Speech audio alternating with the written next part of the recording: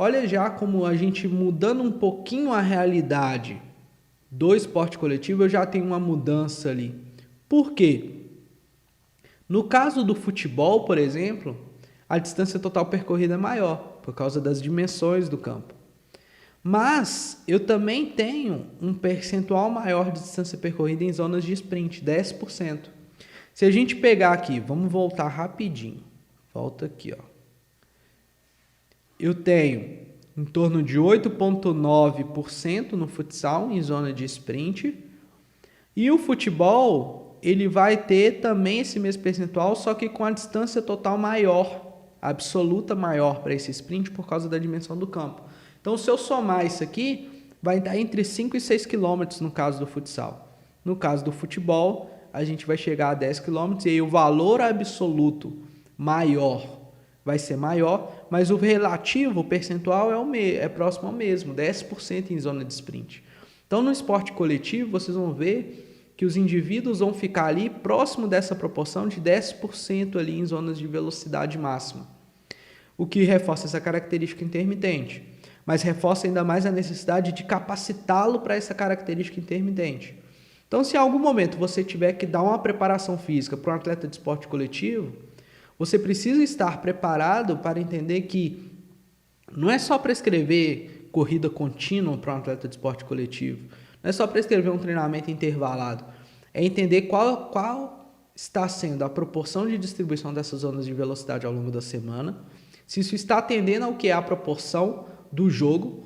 Por exemplo, eu fico dentro das minhas sessões de treinamento, que são metas para reproduzir a demanda do jogo, batendo os 10% de distância percorrida em sprint, como eu fico no jogo? Então essa tem que ser a pergunta que você se faz quando você pensa em monitoramento da carga externa, pensando em capacitá-lo para que é a demanda específica. Assim como você vai para outras realidades que não tem nada a ver, monitoramento,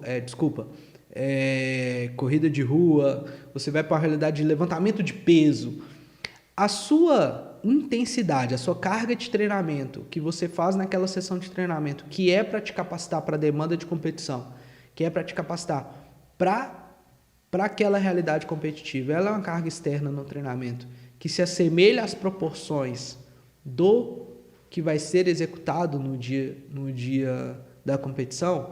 E aí, quando você olha a longo prazo, essas proporções vão aumentando cada vez mais próximo da competição, tornando o treinamento cada vez mais específico. Então, no caso do futsal aqui, por exemplo, no futsal a gente tem um impacto no segundo tempo da mudança na distância percorrida em alta intensidade.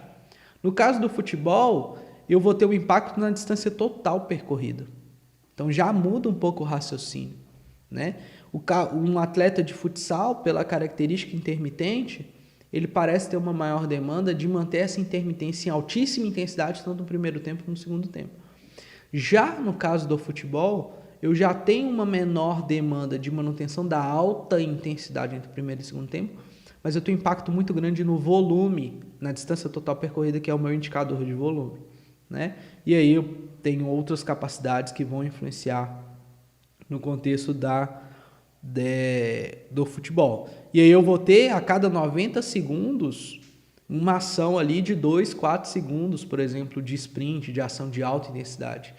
Então, é uma razão de densidade que no caso do futsal vai ser diferente. Então, eu vou precisar buscar na minha modalidade, tá? Eu estou trazendo exemplos do futsal e do futebol, qual é as proporções de carga externa que acontece naquela modalidade, quais são as zonas de carga externa, seja zonas de velocidade, distância percorrida, seja zonas de peso levantado, no voleibol, seja zonas de diferentes alturas de salto, em diferentes posições, com ou sem mudança de direção.